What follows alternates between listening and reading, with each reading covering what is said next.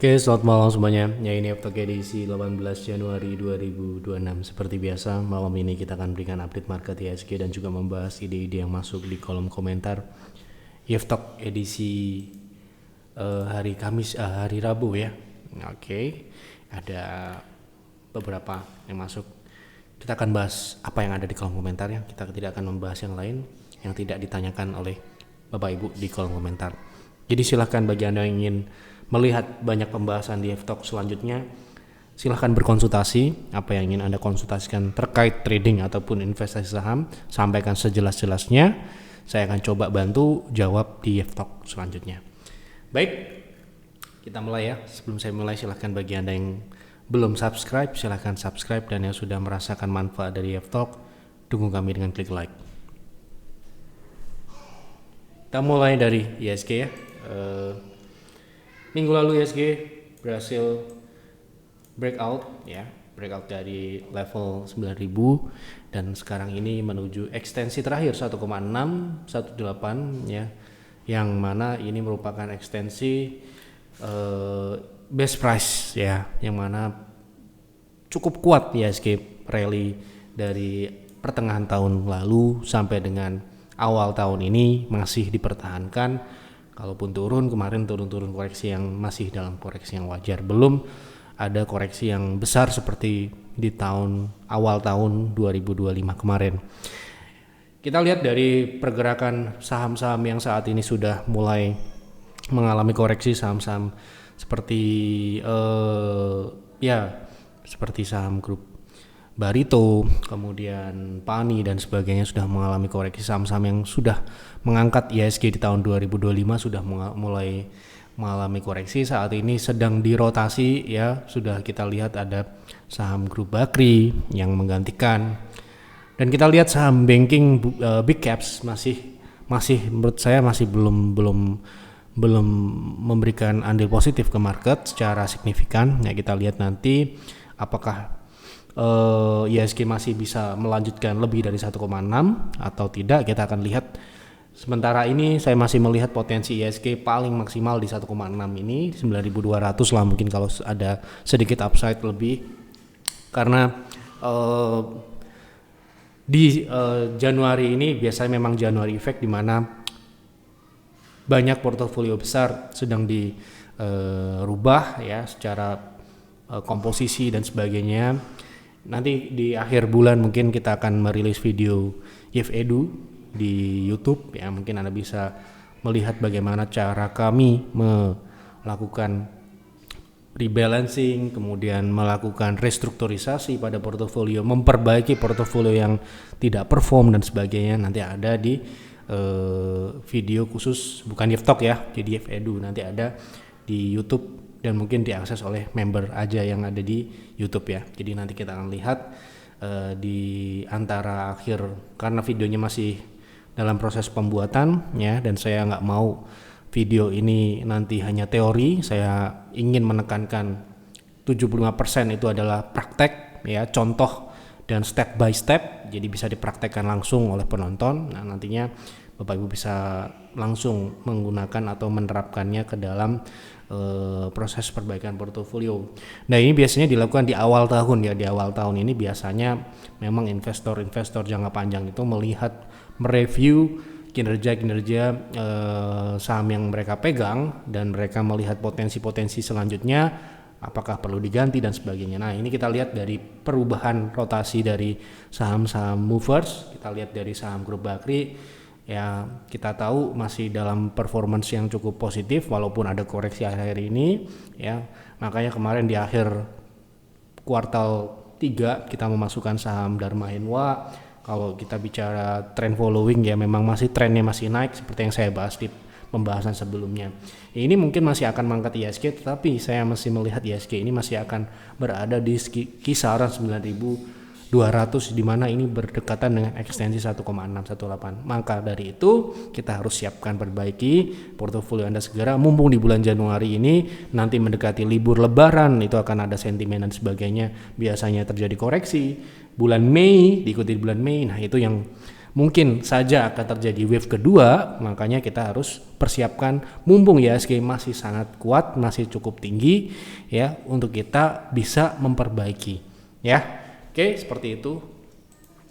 Kita lanjut ke pembahasan saham yang pertama. Malam Pak, terima kasih profit SWID di trade terakhir bersama PTR. Saya jual di atas PTR sedikit 155.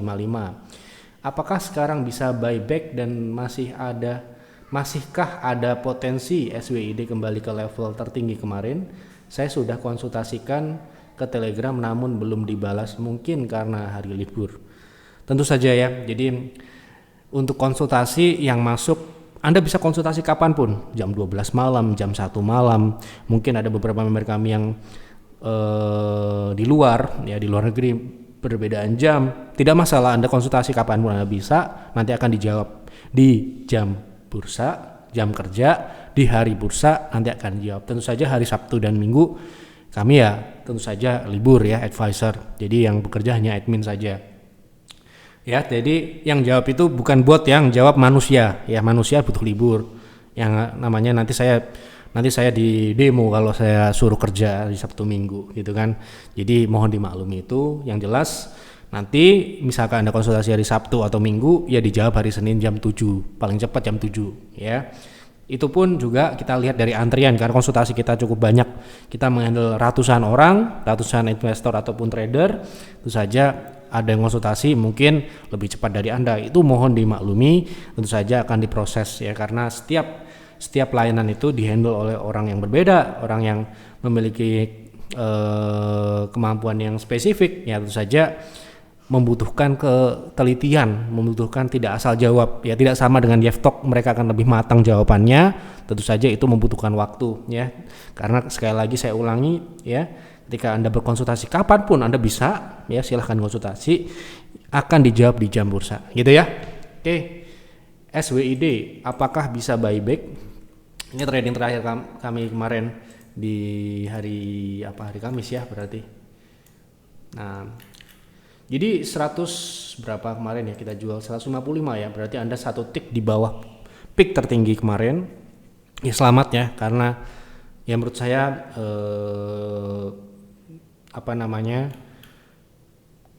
misalkan Anda hold ya, saham ini bisa balik ke hampir ke modal kemarin, modalnya berapa ya, 130, sebentar saya cek dulu. Jadi ini saham ini kita beli, SWID ini kita beli kemarin tanggal 14 ya, 14 itu hari apa? Hari Rabu ya. Kemudian besoknya nggak langsung naik ya, karena saham ini sempat turun ya, setelah kita rekomendasikan sempat turun tanggal 14 ini ya. Tanggal 14 kita rekomendasikan di 100 berapa tadi? 131. Kemudian saham ini turun ke 127 ini ya. Jadi kalau ada yang nggak dapat, berarti memang nggak niat beli gitu kan.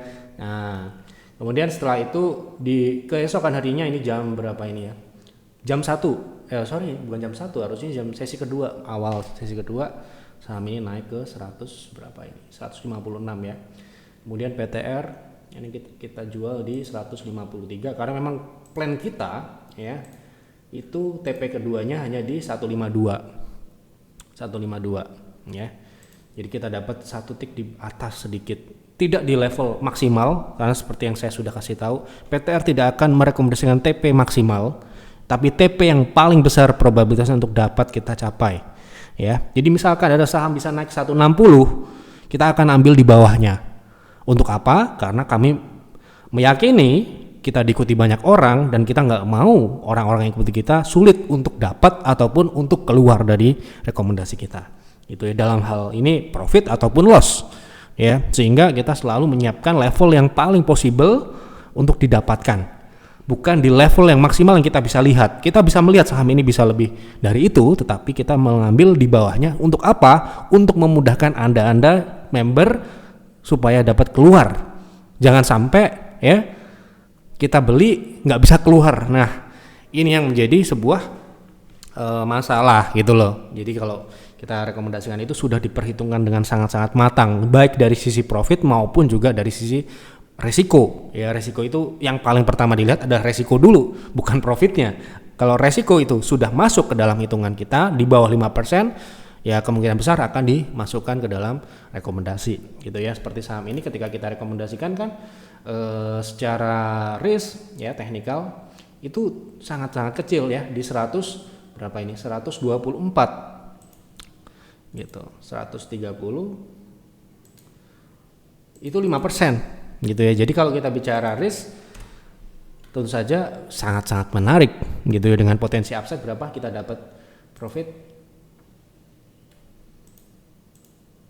16%. Jadi ya kita harus syukuri itulah, kita dapat swing trade 16%. Mungkin bisa Anda buyback. Apakah ini bisa di buyback? Menurut saya sangat bisa. Kenapa? Karena secara swing saat ini masih berjalan naik ya. Menurut saya ini baru rebound, membentuk support, dan risknya akan sangat kecil, lebih kecil lagi.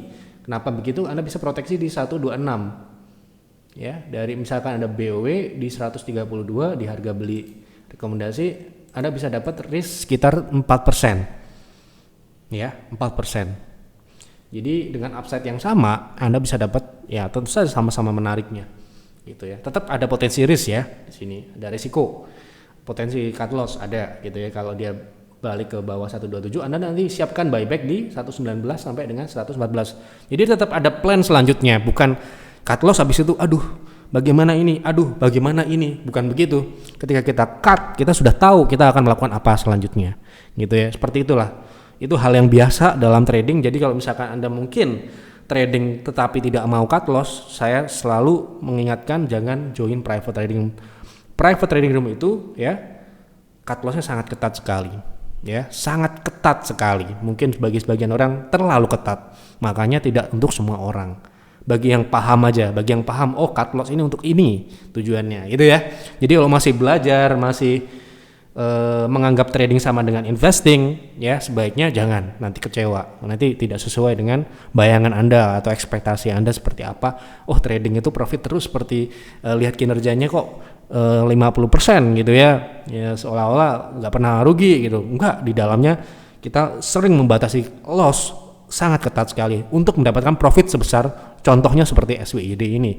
Kita loss misalkan 2%, 3%, tetapi kita profit harus di atas berlipat-lipat dari loss yang kita realisasikan gitu ya. Itu adalah strategi, bukan bagian dari kesalahan. Kalau kesalahan itu kita beli sahamnya turun, kita mau jual nggak tahu bagaimana, nah semakin rugi semakin rugi. Nah ini kemudian kita cut loss, itu bukan cut loss yang seperti trading plan, tetapi cut loss karena accident atau karena kesalahan gitu loh ya. Jadi bukan kesalahan ya, cut loss di dalam trading itu sesuai dengan trading plan, itu berarti adalah menjalankan strategi, membatasi kerugian. Kerugian itu harus dibatasi. Ini edukasi ya, di luar pembahasan SWID. Yang ini profit, saya nggak mau orang join PTR karena lihat SWID profit sebesar ini. Yang saya mau Bapak Ibu tahu bahwa ketika kita trading ya, ada yang namanya profit besar, loss harus kecil secara persentase gitu ya. Jangan sampai dibalik. Jarang cut loss, tapi sekali cut loss habis semua. Nah, ya win rate-nya sangat tinggi sekali. Karena apa? Karena mereka nggak mau cut loss.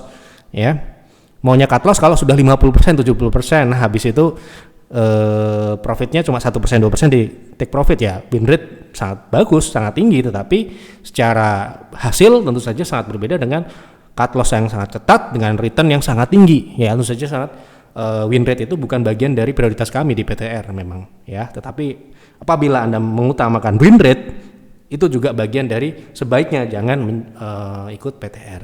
Karena PTR tidak concern pada win rate. Kami concern pada manajemen risiko dengan return yang kita maksimalkan gitu ya. Oke, lanjut.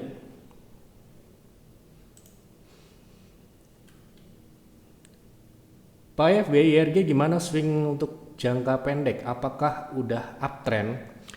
Nah, sebelum bahas WIRG ya, ini kan swing uptrend. Swing di dalam uptrend bagus, tetapi swing itu ya secara kaidah, secara strategi itu sebenarnya tidak harus di dalam saham yang uptrend, tetapi ada juga saham yang ada trader yang memang concern pada strategi swing trade di saham yang uptrend saja. Nah, gitu ya. Jadi kalau begitu jangan tanya uptrendnya, tapi ada potensi swingnya atau tidak gitu ya. Mungkin pertanyaan seperti itu saya luruskan ya. Jadi kalau yang kita cari adalah potensi swingnya. Kalau kita bicara saham WIRG belum uptrend, ya. Kita mau bilang uptrend dari mana? Ya, dia harus uptrend harus di atas EMA 60 dulu. Ya, di atas 112 ke atas. Itu baru bisa dikatakan. Apakah saham yang tidak uptrend itu tidak menarik untuk swing? Belum tentu. Ada saham yang downtrend swingnya menarik juga ada, banyak gitu ya. Nah ini kan nominal kecil ya. Misalkan saham ini untuk swing berapa persen upside-nya itu ya? Sekitar 6 sampai dengan 9%. Bisa nggak buat swing trade? Bisa, tetapi sekali lagi saya kembali pada cari berapa persen gitu kan. Nah, kemudian untuk risk di 98 itu sekitar di bawah 5%. Ya 4% lah gitu. Jadi risk rewardnya menarik atau tidak? Kalau kita di PTR ini tidak masuk. Kenapa? Karena yang kita cari di atas 10%. Kalau Anda mungkin cari saya mau profit cuma 5%, 6%, ini bisa nggak untuk trading? Bisa gitu ya. Jadi untuk saat ini menurut saya akan lebih baik kalau dia breakout dulu 112 ke atas. Lanjut ya. Pak F, saya mau ikutan member tapi saya belum begitu paham istilah dan cara trading. Apakah ikutan dulu atau pelajari dahulu? Mohon saran. Sebaiknya Anda belajar dulu. Anda trading dulu, bisa buy, sell, pakai modal kecil-kecilan dulu. Setelah itu Anda mengerti, trading itu seperti ini, itu ya cara menginput data, menginput order seperti ini, menjual saham seperti itu. Nah baru nanti mungkin Anda bisa ikut private trading room. Tetapi kalau baru buka account ya, kemudian belum ngerti cara trading ya, belum ngerti cara input order, belum ngerti set cut loss ya, saya selalu kasih di awal cut loss ya. Sekali lagi, belum tahu set cut loss ya sesuai trading plan, sebaiknya jangan. Ya, jangan. Saya sarankan jangan. Sayangi uang Anda. Jangan ya.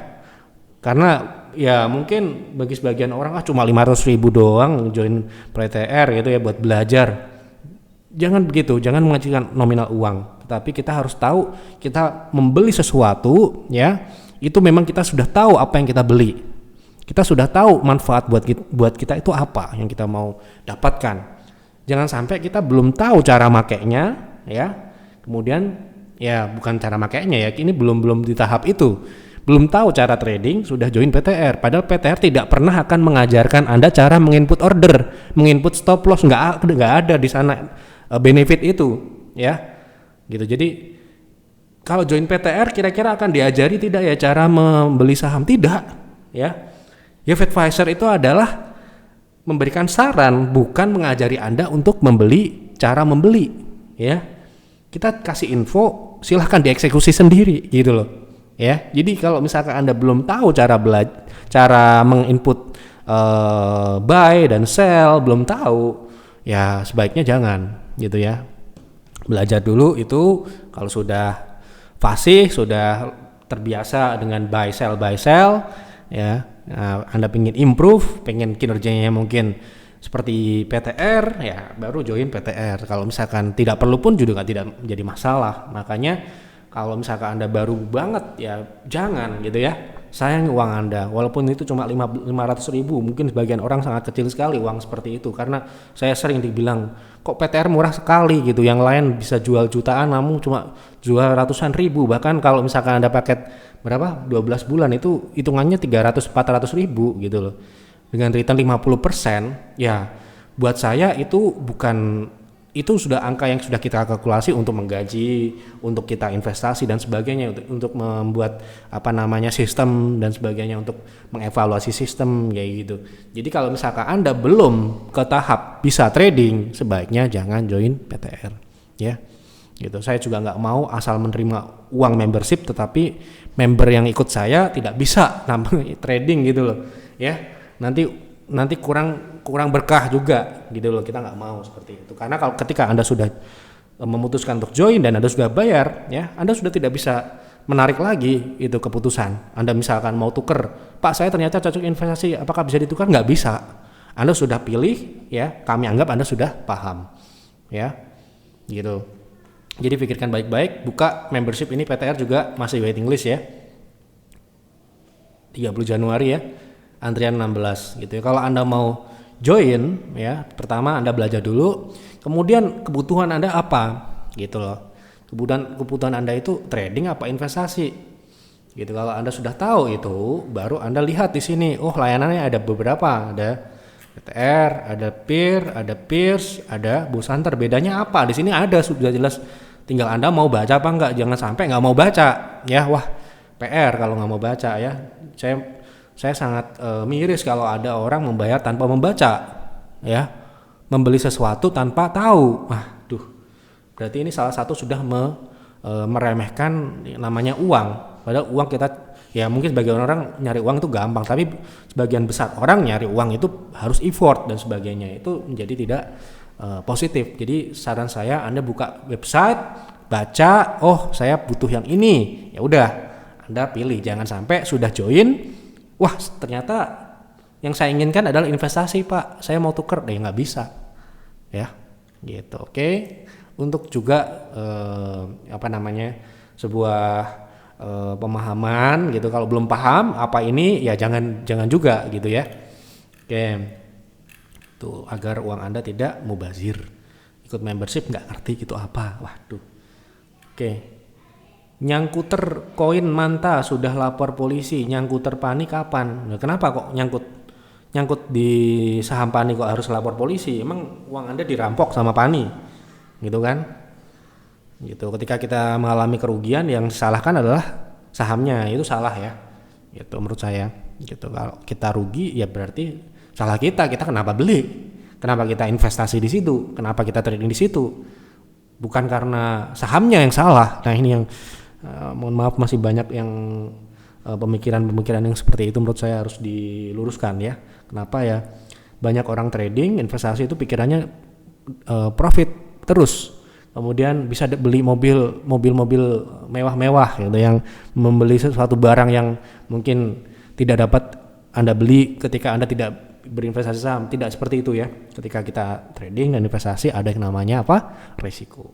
Dan resiko itu nyata. Kalau Anda nggak ngerti resiko, sebaiknya janganlah ya. Cari alternatif yang lebih aman ya, karena saham itu ada risiko, dan risikonya salah satu aset berisiko tinggi gitu loh. Kalau Anda nggak ngerti itu, nanti Anda rugi, nanti yang dilaporin sahamnya dilaporin ke polisi, itu kan lucu ya, menurut saya lucu sih ya. Jadi kalau ada orang rugi kemudian lapor polisi, itu menurut saya agak aneh gitu ya.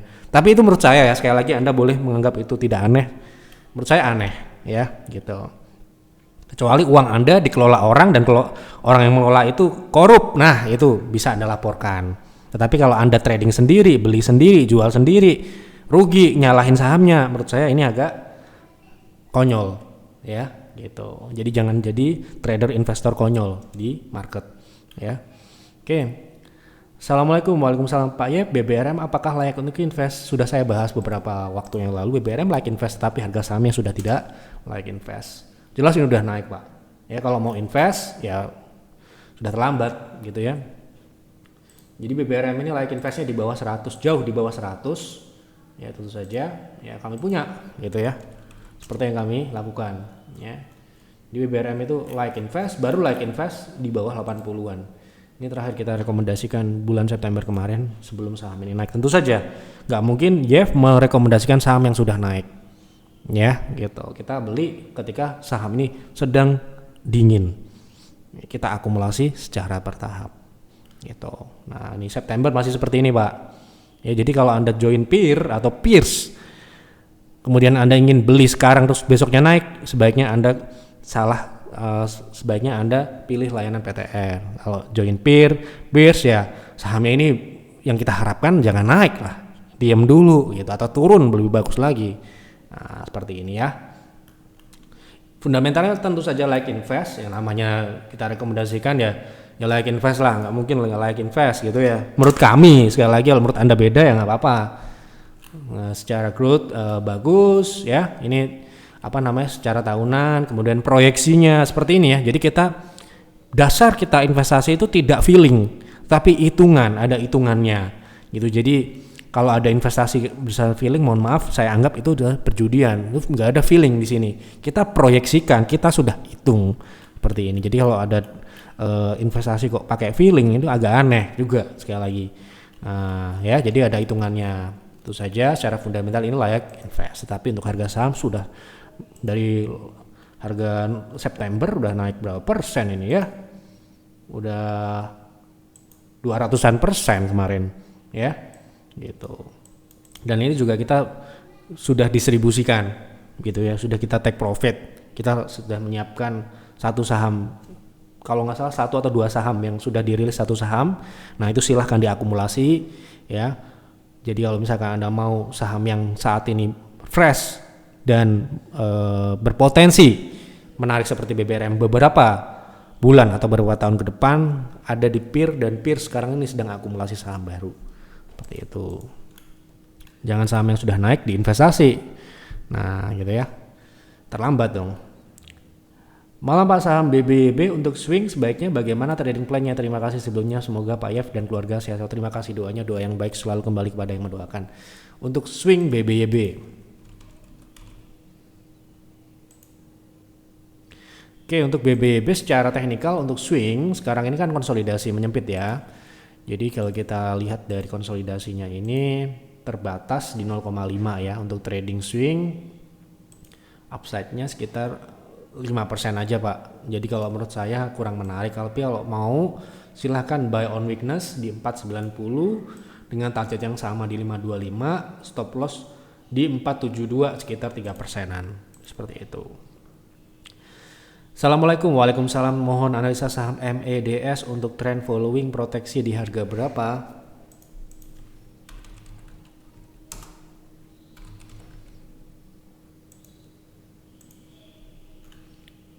Untuk swing ya, masih trend following, trend following kita menggunakan time frame weekly, jangka menengah seperti yang kami gunakan.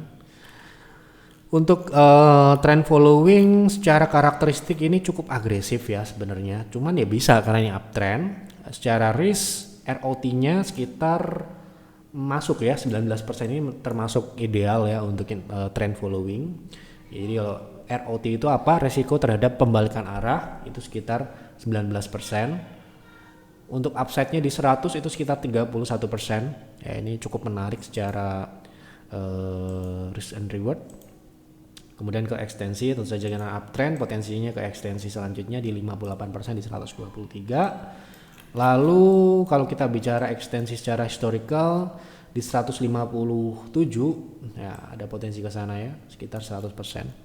Jadi menarik untuk tetapi ini agak agresif ya, jadi mungkin secara pengalokasian tidak bisa maksimal ataupun tidak besar. Jadi ada yang nanti kita bahas di YFEDU edisi perdana di tahun 2026, karena YFEDU itu terakhir ada 2020 ya, waktu itu pesertanya hampir 200-an orang gitu ya. Dan itu cuma sekali saya adakan. Kenapa? Karena saya tidak punya waktu dan baru tahun 2026 ini saya coba lagi di YouTube. Dulu di Zoom, sekarang di YouTube. Jadi lebih mudah secara platform, lebih gampang Anda tonton. Nah, itu ada materi terkait strategi pengalokasian di mana ya sebuah volatilitas itu ada hitungannya di dalam penentuan alokasi. Nah, itu ada pembahasan. Nah, ini menurut saya secara penglihatan saya ini cukup agresif dan nominal kecil sehingga pengalokasiannya mungkin sangat small ya, di mana kalau kita mengalokasikan maksimal 15% ini mungkin di bawah 5% gitu ya. Tetapi sekali lagi ya, ada yang namanya conviction itu keyakinan yang ada dasarnya, objektif. Ya kalau misalkan Anda yakin dengan MEDS ini bisa naik 100% lebih, Anda pengen lebih maksimal di situ, bisa Anda alokasikan 15% dengan syarat-syarat yang tertentu. Ada syaratnya. Ketika kita melakukan pengalokasian maksimal pada sebuah saham yang seharusnya tidak bisa dimaksimalkan, ada yang dikorbankan. Misalkan apa? Kita harus menyediakan cash sekian persen gitu. Nah, itu adalah materi yang saya akan bahas nanti di YFEDU edisi perdana. Insya Allah ya, saya berusaha, ini materinya masih dalam tahap proses, semoga bisa kelar karena materinya mungkin akan sangat-sangat cukup berat ya buat terutama pemula. Ini mungkin tidak rekomen ya, ini rekomen hanya untuk yang mungkin sudah menjalani market sudah mungkin 5 tahun lebih dan sudah memang concern di market, mungkin baru bisa masuk materinya. Materinya ini sangat praktek dan bukan teori ya, jadi teori ini agak-agak nggak ada teorinya, mungkin ada sebagian yang nggak ada saya kasih teori karena itu memang murni dari apa yang kita temukan. Jadi tidak ada pembahasan teori-teori yang diajarkan seperti di sekolah. Seperti itu. Nanti tunggu aja seperti apa ya di YouTube ya. Insya Allah mungkin di akhir bulan Januari atau awal bulan Februari. Itu semoga tidak keduluan market turun ya. Nah, makanya saya ingatkan sebaiknya sekarang segera perbaiki portofolio Anda. Assalamualaikum. Waalaikumsalam. Tolong bantu analisa Aisyah untuk swing trade TP beserta SL-nya di berapa? Aisyah untuk swing trade. Oke, 3 pilar. Oke, secara teknikal ini juga masih proses swing naik di dalam konsolidasi ya. Namun ini sudah mendekati resist area, sudah masuk di resist area ya. Di 150 ini. Jadi kalau menurut saya ini harus nunggu konfirmasi dia keluar dari konsolidasi dulu di atas 165 atau di atas 180. Kalau dia sudah main di 180 ke atas, kita bisa bicara di level 400 ini. Ya, ini cukup jauh. Ya, maka dari itu tunggu aja. Kemungkinan besar bisa breakout, tetapi saya tidak merekomendasikan untuk berspekulasi. Tunggu aja konfirmasinya. Kita khawatir dia seperti saham GoTo kemarin, breakout ternyata false dan jatuh. Nah, itu seperti itu ya. Jadi harus hati-hati, tunggu konfirmasi lebih baik. Tolong bahas OASA untuk trading. Oke, OASA sepertinya udah naik jauh ya. Udah naik jauh Pak. Ya, kalau kita bicara trading di saham yang udah naik seperti ini ya resikonya cukup tinggi ya. Ini OASA ini udah menurut saya memang masih ada upside ya.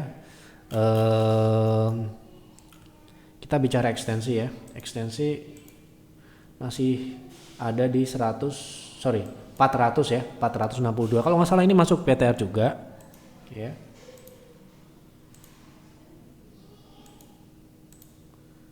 Jadi ini bulan kemarin ya. Kita cari ya.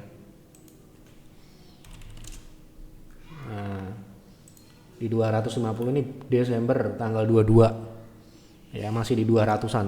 Seperti apa sih posisi kita ketika kita rekomendasikan sebuah saham? Maksudnya kondisi teknikalnya masih seperti apa gitu ya. Nih Desember masih seperti ini ya. Di sini. Jadi ketika poinnya seperti ini ya, tentu saja resikonya berbeda dengan kondisi saat ini ya. Gitu. Jadi kalau kita masuk sahamnya kondisinya sudah seperti ini, wah cukup mengerikan, cukup mengkhawatirkan gitu ya. Kenapa begitu? Kalau dia koreksi lagi ke sini seperti ini misalkan, dia gagal, dia balik ke EMA 60. Itu sekitar 22% risknya. Walaupun Anda bisa proteksi, kan ya nggak mungkin mau kita rugi gitu kan. Nah, sebisa mungkin kan tidak rugi ya. Gitu. Sebisa mungkin, bukan berarti tidak pernah rugi, sebisa mungkin. Sehingga seperti ini saham ini sudah expired fase belinya. Menurut saya sudah lewat gitu. Ya, kalau bagusnya ya begini seperti PTR, belinya di bawah. Ketika swing itu baru memang benar-benar seger ya. Kita selalu mencari, usahakan trading itu di saham yang baru seger. Jangan sampai udah mau mateng, udah mau tahap gosong baru kita masuk ya. Gitu ya.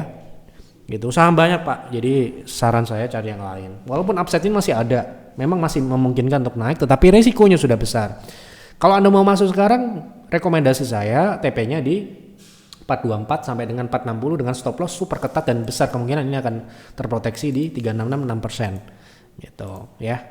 Jadi silakan, putusan ada di tangan Anda ya. Saya nggak mau memaksa, jangan dibeli nanti ternyata naik. Ya memang bisa naik sih ya, tidak semua saham yang sudah naik itu tidak bisa naik lagi, bisa, tetapi kita memprioritaskan kan, kita nggak mau beli saham terlalu banyak, kita belinya mungkin 4 atau 6 saham, apalagi kalau trading kan cepat gitu ya keluar masuknya. Jadi ya sebisa mungkin yang masih benar-benar baru mau naik gitu ya. Yang baru naik aja kemungkinan bisa false kok bisa, apalagi yang saham yang sudah posisinya sudah tinggi. Nah nanti kalau nggak disiplin, apalagi mayoritas orang tuh enggan. Kalau semua orang disiplin nggak ada orang gagal di market ya. Tetapi karena mayoritas itu orang nggak disiplin ya, memang akan sangat sedikit sekali orang yang berhasil di market. Itu sudah dari sejak dulu. Kenapa orang berhasil? Bukan karena dia pintar memprediksi, tetapi karena dia sangat disiplin memproteksi. Ya, bukan dia tidak bisa memprediksi. Ya. Malam Pak ya, bantu analisa SMRA untuk swing. Oke. Oke, untuk swing trade SMRA ini masih berjalan swingnya ini dan konsolidasi juga, namun sepertinya ini baru sudah naik. Ini bisa ke 0,6 ya, karena konsolidasi itu biasanya bertumpu pada support ya. Supportnya ini masih berdekat ya.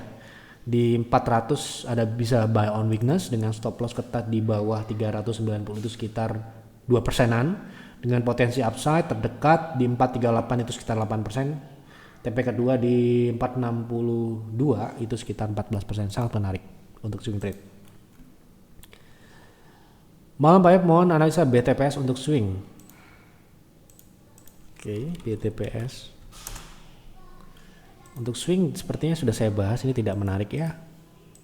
Upside-nya terbatas. Untuk saat ini upside-nya cuma 3% sampai dengan 5%. Kalau Anda mau silahkan BOW. Sebentar, BOW di 1190 ya.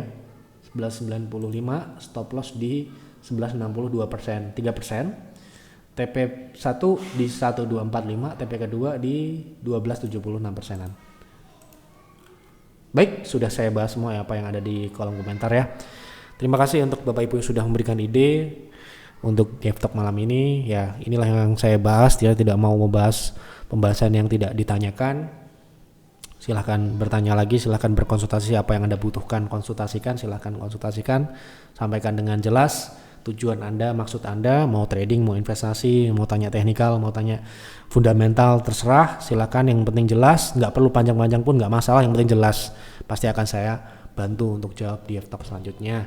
Baik, begitu saja. Mohon maaf apabila banyak kekurangan atau kesalahan dalam penyampaian. Silahkan dianalisa lagi, silahkan dikonsultasikan lagi apabila Anda member. Jangan ditelan mentah-mentah apa yang saya sampaikan di GFTalk malam ini ataupun di GFTalk sebelumnya. Selamat malam dan selamat beristirahat.